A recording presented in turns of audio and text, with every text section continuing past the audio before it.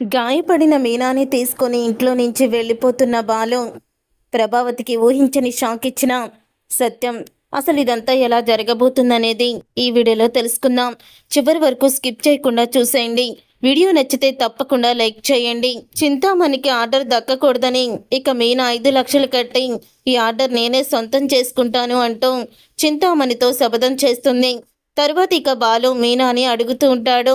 పెద్ద కంపెనీ వాళ్ళు ఆర్డర్ ఇస్తామని రమ్మన్నారు కదా, ఏం జరిగింది మీనా? ఆర్డర్ నీకే వచ్చిందా అని అడుగుతూ ఉంటాడు బాలు. వచ్చిద్దండి, 5 లక్షలు కడితే వస్తుంది అని అంటూ ఉంటుంది మీనా. 5 లక్షల? అదేంటి మీనా అని అడుగుతూ ఉంటాడు బాలు. అవునండి, ఈ ఒక్క ఆర్డరే కాదు, వాళ్ళు ఏ ఈవెంట్ జరిపించినా కూడా ఆర్డర్ మనకే ఇస్తారంట. కానీ దానికి ముందు 5 లక్షలు కట్టాలని చెప్పారు. కానీ మిగతా వాళ్ళందరూ 5 లక్షలు కట్టలేమని వెళ్ళిపోయారు. చింతామణి కూడా నన్ను హేళన చేసింది. అక్కడ కట్టాల్సింది 30,000 కాదు, 5 లక్షలు. 5 లక్షలు ఎక్కడి నుంచి తీసుకొచ్చిస్తావు? అయినా పెద్ద పెద్ద ఆర్డర్లు కావాలని వాళ్ళు పిలవంగాల్ని ఇలా స్కూటీ వేసుకొని తుర్రుమని వచ్చేయడం కాదు. వచ్చిన తర్వాత ఇలాంటి లెక్కలు చాలా ఉంటాయి. అవి చూసుకోకుండా వచ్చేసి ఈ ఆర్డర్ని సొంతం చేసుకోవాలని అనుకున్నావేమో. వాళ్ళకిలాగే నువ్వు కూడా తోక ముడుచుకొని వెళ్ళిపో. ఈ చింతామణి తప్ప ఈ ఈవెంటు ఆగరేషన్ సామ్రాజ్యంలో ఎవ్వరూ కూడా ఉండకూడదు అని చింతామణి అయితే నన్నే హేళన చేసి మాట్లాడింది. 5 లక్షలు తీసుకొచ్చి ఎలాగైనా నేను ఆర్డర్ని దక్కించుకుంటానని శపథం చేసి సంతకం పెట్టి వచ్చాను. నేను 5 లక్షలు కట్టే వరకు కూడా తను వెయిట్ చేస్తానని కూడా చెప్పింది అని అంటూ ఉంటుంది మీనా. మీనా, 5 లక్షలంటే నువ్వు ముందు వెనక ఆలోచించకుండా అలా ఎలా చెప్పేశావు అక్కడ అని అడుగుతూ ఉంటాడు బాలు. ఏమోనండి, ఆ చింతామణి ముందు తలదించుకోవాల్సిన అవసరం వస్తుందేమో అని భయం వేసి 5 లక్షలు కడతానని చెప్పాను. కానీ తీరా 5 లక్షలు అనేసరికి సంతకం పెట్టాను. కానీ ఇప్పుడు భయమేస్తుంది. ఇప్పుడు ఏం చెయ్యాలో కూడా అర్థం కావడం లేదు అని అంటూ ఉంటుంది మీనా. 5 లక్షలంటే నేను తీసుకురావడం కూడా సాధ్యం కాదు మీనా. ఇప్పటికిప్పుడు 5 లక్షలు ఎవరిస్తారు అని అడుగుతూ ఉంటే అప్పుడే ఇక మీనా ఇలా చెప్తుంది. నేనేమన్నా అంటే మీరు ఏమీ అనుకోరు కదా. ఇల్లు తాకట్టు పెట్టి 5 లక్షలు తెచ్చుకుంటే తర్వాత వెంటనే 5 లక్షలు కట్టేసి ఇల్లు తాకట్టు కూడా విడిపించేయచ్చు అని అంటూ ఉంటుంది మీనా. ఆ మాట విని బాలు షాక్ అవుతాం. మా అమ్మ దీనికి ఒప్పుకుంటుందంటావా? నాకు మాత్రం నమ్మకం లేదు. మా అమ్మ ఖచ్చితంగా ఒప్పుకోదని అనుకుంటున్నాను అని అంటూ ఉంటాడు బాలు. ఇక బాలు అన్న మాటకి అప్పుడే ఇక మీనా మావయ్య గారిని అడిగి చూద్దాము అని బాలు మీనా ఇద్దరు సత్యం దగ్గరికి వెళ్తారు. జరిగిందంతా కూడా చెప్తారు. అప్పుడే నీ ఆలోచన బాగానే ఉందమ్మా, కానీ ఇప్పుడు మీ అత్తగారిని ఒప్పించుకోవాలి కదా. పద చెప్దాం, ఏమంటుందో. నాకు తెలిసి నోటికొచ్చినట్లు మాట్లాడుతుంది, అవేమీ పట్టించుకోకు అని చెప్తూ ఉంటాడు ముందుగానే సత్యం. తర్వాత ఇక ప్రభ అని అందరినీ కూడా పిలుస్తాడు సత్యం. పిలిచిన తర్వాత అప్పుడే ఇక అంటూ ఉంటుంది ప్రభావతి. ఏంటి ఒక్కసారి అందరినీ గ్రూప్ మీటింగ్ కింద రమ్మన్నారు, ఇప్పుడు మీటింగ్లో ఏం చెప్పబోతున్నారు అని అడుగుతూ ఉంటుంది ప్రభావతి. ఏం లేదు ప్రభా, ఒకసారి ఇంటి పత్రాలు తీసుకురా అని అంటూ ఉంటాడు సత్యం. ఇంటి పత్రాలా? ఇప్పుడెందుకు ఇంటి పత్రాలు అని అడుగుతూ ఉంటుంది ప్రభావతి. ఏం లేదు, మీనాకి ఒక పెద్ద ఆర్డర్ వచ్చింది అని అంటూ ఉంటాడు సత్యం. ఉండు నాన్న, నేను చెప్తాను. మీనాకి ఒక పెద్ద కంపెనీ వాళ్ళు ఆర్డర్ ఇచ్చారు. వాళ్ళు 5 లక్షలు ముందుగా పే చేయాలని చెప్తున్నారు. 5 లక్షలు కట్టేస్తే ఖచ్చితంగా తర్వాత మీనాకి ఆర్డర్ అయితే వచ్చేస్తుంది. తను చాలా ఆర్డర్లు కూడా తీసుకుంటుంది. ఇలాగే ఆ కంపెనీ వాళ్ళు రోజుకి 2-3 ఆర్డర్లు కూడా ఇస్తారట అని బాలు అయితే చెప్తాడు. అప్పుడే ఇక ఆ మాట విని, ఏంటి ఈ అమ్మగారు చేసే ఈ పనికి నేను ఇల్లు తాకట్టు పెట్టి 5 లక్షలు ఇవ్వాలా? ఏం మాట్లాడుతున్నారండి మీరు? అసలు అది చేసేది ఒక బిజినెస్సేనా అని అంటూ హేళనగా మాట్లాడుతూ ఉంటుంది ప్రభావతి. అలా కాదు ప్రభా అని అంటూ ఉంటాడు సత్యం. ఆ చింతామణి ఈ ఆర్డర్ని లాక్కోవాలని చూస్తుంది. కానీ దానికి ముందే ఆ ఆర్డర్ని మీనా దక్కించుకోవాలని చూస్తుంది అని చెప్తూ ఉంటాడు బాలు. ఆ చింతామణికైతే కోట్లలో ఆస్తుంది. 5 లక్షలు తనకేమీ లెక్క కాదు. అయినా అలాంటి వాళ్ళతో నువ్వు శపథం చేయడం ఏంటి మీనా? అసలు తన రేంజ్ ఏంటి, నీ రేంజ్ ఏంటి? నీ స్థాయికి నువ్వు 1,00,000 రూపాయలు కూడా అప్పటికప్పుడు కట్టలేవు.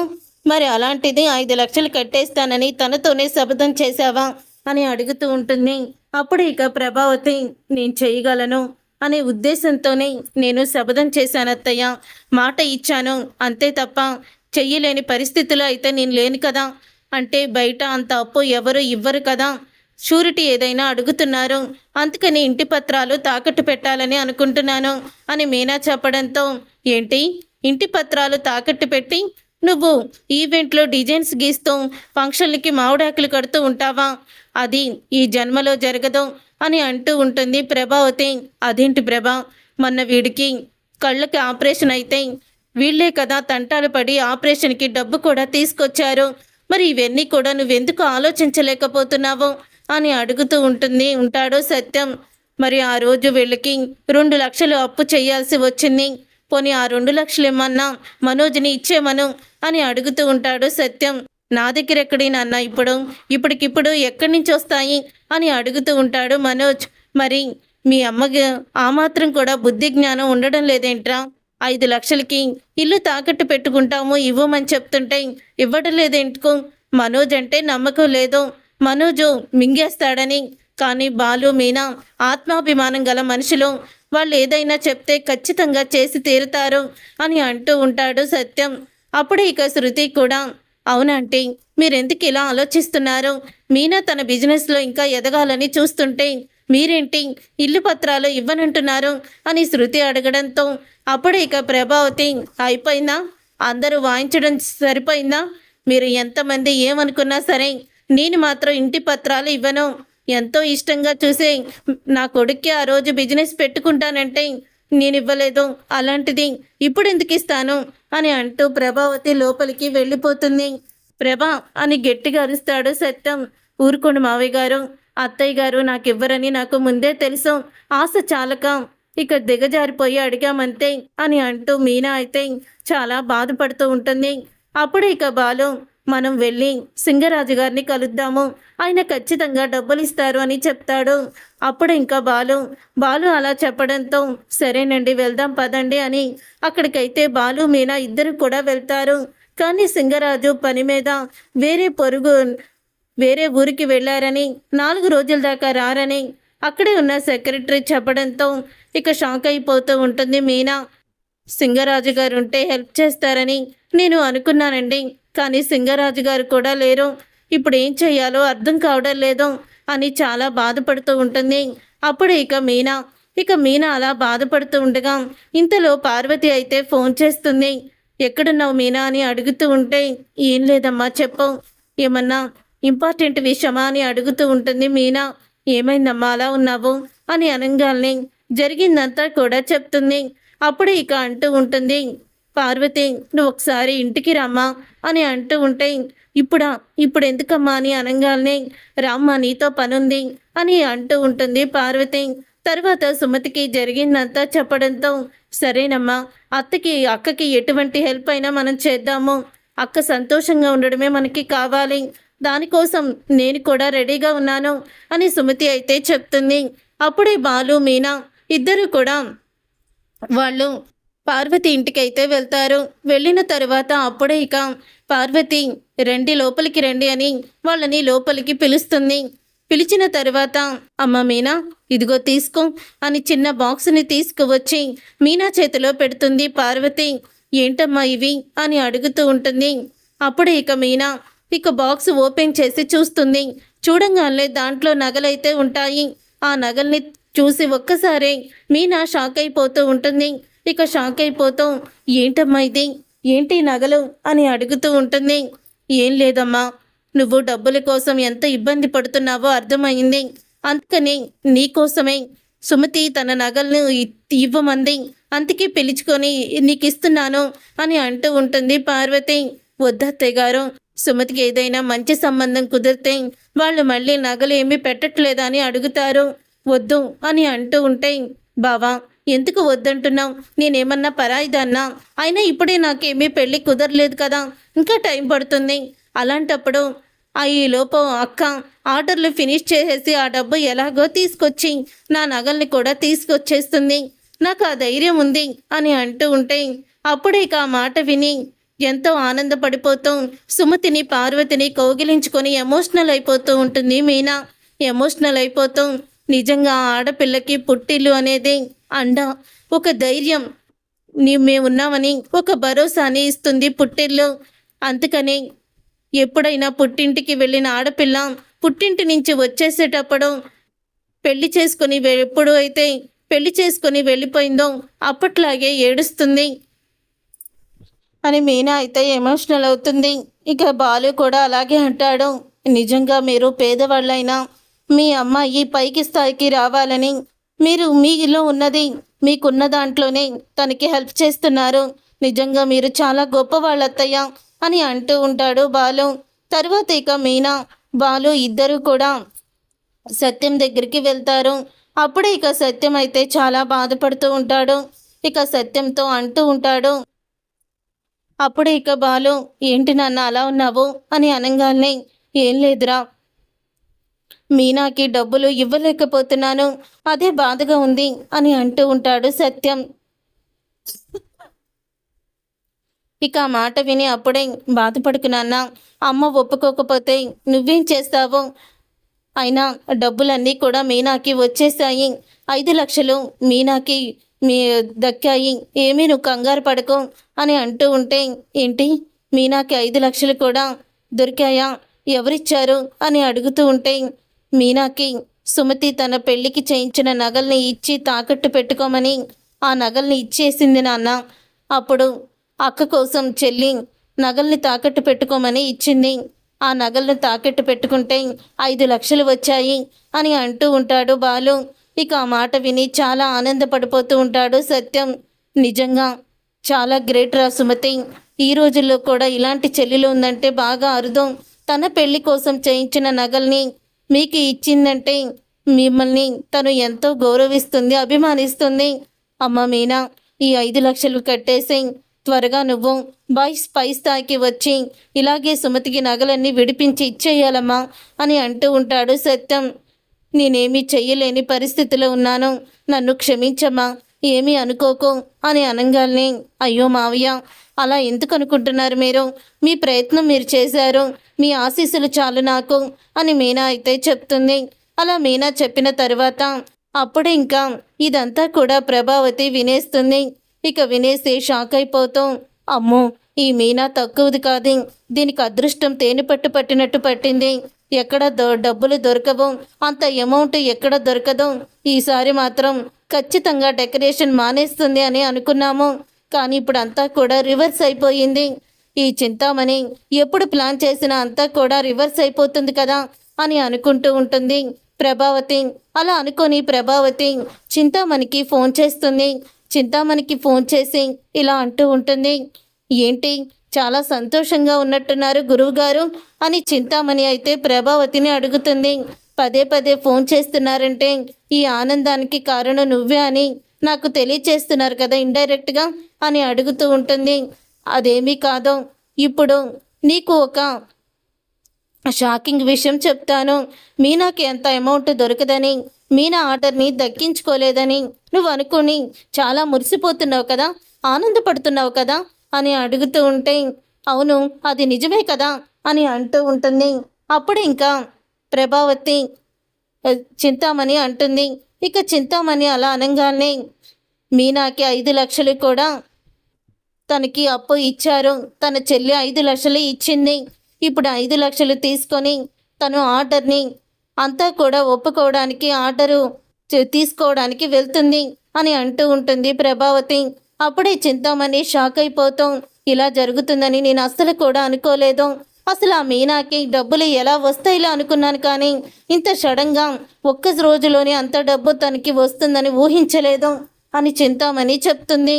మరి ఇప్పుడు నువ్వేం చేయబోతున్నావు, ఇప్పుడు మీనా ఆ డబ్బులు ఎక్కడి నుంచి తీసుకొచ్చి కట్టదులు అని ధీమాతో ఆర్డర్ నీకే ఇస్తారని నువ్వు అనుకున్నావు, కానీ ఇప్పుడు మీనా 5 లక్షలు కట్టబోతుంది, ఏం చేస్తావు నువ్వేమీ చేయలేవు మీనాని అని చింతామణిని ప్రభావతి రెచ్చగొడుతుంది. అప్పుడు ఇక ఫోన్ పెట్టేశాక ప్రభావతి మాటలు చింతామణిని ఇంకా కోపాన్ని పెంచుతాయి. అప్పుడు ఇక చింతామణి ఎలాగైనా మీనా దగ్గర ఉన్న డబ్బులు కొట్టేయాలని తన రౌడీలకి చెప్తుంది. అప్పుడు ఇక రౌడీలు ఆర్డర్ కోసం డబ్బులు తీసుకొని అక్కడ ఆఫీస్కి వెళ్తూ ఉన్న మీనాని ఫాలో అవుతూ వెళ్తారు. ఇక ఆఫీస్ దగ్గరికి వెళ్ళేసరికి ఆ ముగ్గురు రౌడీలు అయితే మీనా మీదకి దండయాత్ర చేస్తారు. మీనా చేతిలో ఉన్న డబ్బుని తీసేసుకొని మీనా వెంట పడుతుందని మీనాని గట్టిగా వెనక్కి తోసేస్తారు. దాంతో మీనా చేతికి తలకి గాయాలవుతాయి. మీనా స్పృహ కోల్పోతుంది. అప్పుడు ఇక రోడ్డు మీద ఉన్న వాళ్ళు మీనాని హాస్పిటల్లో జాయిన్ చేస్తారు. ఇంతలో ప్రభావతికి చింతామణి ఫోన్ చేస్తుంది. ఇక చింతామణి ఫోన్ చేసి ఇలా అంటూ ఉంటుంది, ఆర్డరు నేనే దక్కించుకోబోతున్నాను అని అంటూ ఉంటుంది చింతామణి. ఏంటి నువ్వు చెప్పేది అని అనగానే, అవును మీ కోడళ్ళ దగ్గర ఇప్పుడు డబ్బులు లేవులే, అదంతా ఎలా జరిగిందనేది తర్వాత తెలుసుకుందాం అని అంటూ ఉంటుంది ఇక చింతామణి ఫోన్లో ప్రభావతితో.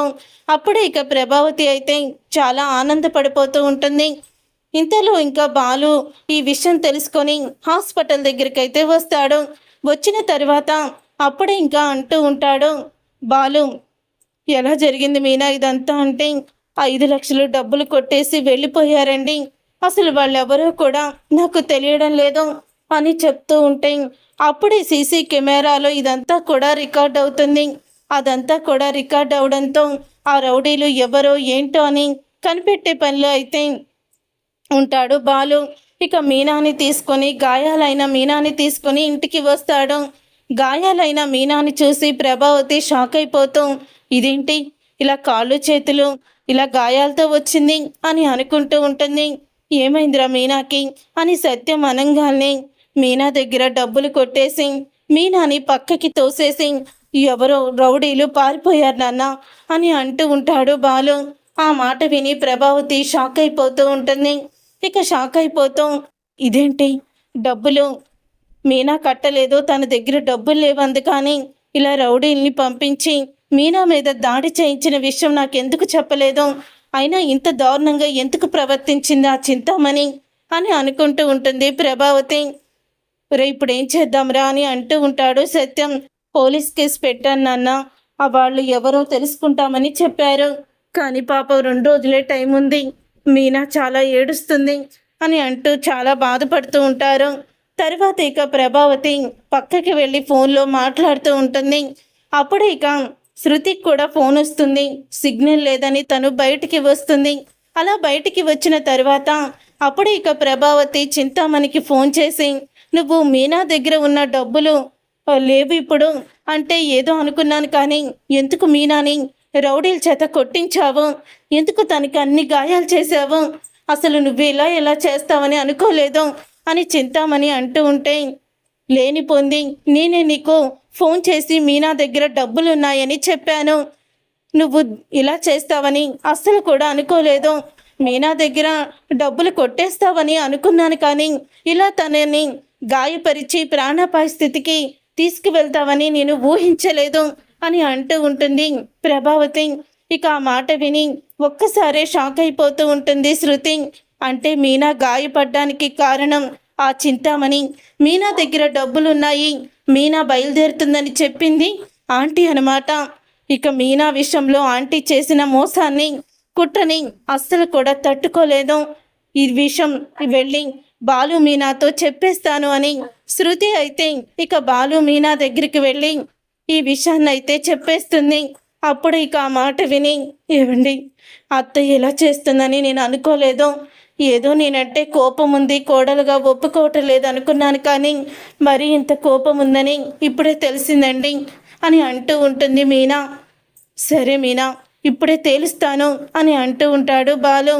లేదండి ఇక మన ఇంట్లో ఉండొద్దు, వెళ్ళిపోదామండి, ఇప్పటి వరకు మామయ్య గారి గురించి ఆలోచించాము, కానీ రోజు రోజుకి మీ అమ్మగారు మన విషయంలో చాలా దుర్మార్గంగా ఆలోచిస్తున్నారు, అదే నాకు భయమేస్తుంది, ఏం చేయాలో అర్థం కావడం లేదు అని అంటూ చాలా ఇక భయపడిపోతూ బాధపడుతూ ఉంటుంది మీనా. సరే మీనా వెళ్దాం పదా అని అంటూ ఉంటే అప్పుడు ఇక శృతి ఇక రవికి విషయం అయితే చెప్తుంది. ఇక రవి శృతి కూడా బ్యాగ్ తీసుకొని బయటికి వస్తారు. అప్పుడు ఇద్దరి చేతిలో బ్యాగులు చూసి, సత్యం అయినా ఇప్పుడెక్కడికి వెళ్తున్నారా, మీనాకి అంత పెద్ద గాయం అయితే అని అంటూ ఉంటాడు. సత్యం, మేమేమో టూర్కి వెళ్ళడం లేదు నాన్న, ఇంట్లో నుంచి శాశ్వతంగా వెళ్ళిపోతున్నాము అని రవి అంటాడు. ఆ మాట విని రే బాలు ఏంట్రా ఇదంతా అని అంటూ ఉంటే, అవును నాన్న, రవి గారు చెప్పింది నిజమే. ఎందుకంటే అమ్మ నన్ను ఇక మీనాని ఇంట్లో మనుషులుగా చూడడం లేదు. ఈరోజు మీనా గాయపడ్డానికి కారణం ఏంటో తెలుసా, అమ్మ అని అంటూ ఉంటాడు బాలు. అమ్మ మీనా దగ్గర డబ్బులున్నాయని ఆ చింతామణికి ఫోన్ చేసి చెప్పింది. ఆ చింతామణికి ఫోన్ చేసి చెప్పడంతో చింతామణి మీనాని రౌడీల చేత కొట్టించి ఆ డబ్బుల్ని దొంగతనం చేయించింది. ఇలాగే వదిలేస్తే మీనాకి ఏదో ఒక రోజు అమ్మ వల్లే ప్రాణం కూడా పోతుందేమో నాన్న. ఇన్ని రోజులు ఉమ్మడి కుటుంబంలో ఉండాలి, మీతో కలిసి ఉండాలని అనుకున్నాను. కానీ ఇప్పుడు ప్రాణాలు తీయడానికి కూడా వెనుకాడడం లేదు. అంత క్రూరంగా అమ్మ తయారయ్యింది. అందుకనే నేను ఇప్పుడు ఏమీ చెయ్యలేకపోతున్నాను అని అంటూ చాలా బాధపడుతూ ఏడుస్తాడు. అప్పుడే ఇక ప్రభావతి వస్తుంది. ఏంటి వీళ్ళిద్దరూ బ్యాగ్ పట్టుకొని బయలుదేరారు అని అంటూ ఉంటే, అప్పుడు ఇక అది చూసి ప్రభావతి చెంప పగలగొడతాడు సత్యం. అసలు నువ్వు మనిషివేనా, ఆడదానివేనా? చివరికి మీనా ప్రాణాలు కూడా తీయాలని చూసావా? మీనా ఎదుగుదలని తట్టుకోలేక చివరికి మీనా ప్రాణాలు కూడా తీయడానికి వెనకాడలేదా నువ్వింత దుర్మార్గురాలువని అనుకోలేదు. ఆ చింతామణికి ఫోన్ చేసి మీనా దగ్గర డబ్బులున్నాయని కొట్టేమని సలహా ఇచ్చింది నువ్వే కదా అని అడుగుతూ ఉంటే, అప్పుడు ఇక అది అని అంటూ తడబడిపోతూ ఉంటుంది ప్రభావతి. అంటే నేను చెప్పిన మాట నిజమే, కానీ మీనాని గాయపరచమని చెప్పలేదండి అని అంటూ ఉంటుంది ప్రభావతి. అప్పుడు ఇక సత్యం, అసలు నీలాంటి దాన్ని నేను భార్యగా అనుకోవడమే ఇన్ని రోజులు నువ్వు చేసిన తప్పులు అన్నీ కూడా క్షమించడమే నేను చేసిన పెద్ద తప్పు. వీళ్లతో పాటు నేను కూడా వెళ్ళిపోతాను అని ఊహించని షాక్ ఇచ్చేస్తాడు సత్యం. చూసారుగా ఫ్రెండ్స్, రాబోయే కథలో ఖచ్చితంగా ఇలాగే జరగబోతుంది. మరి ఇలాగే జరగాలని మీరైతే కోరుకుంటున్నారా? అయితే వీడియోని తప్పకుండా లైక్ చేసి ఛానల్ని సబ్స్క్రైబ్ చేసుకొని పక్కనే ఉన్న గంట సింబల్పై ఆలని క్లిక్ చేయండి. అప్పుడే మేము పెట్టే ప్రతి వీడియో మీరు మిస్ కాకుండా చూసేవచ్చు.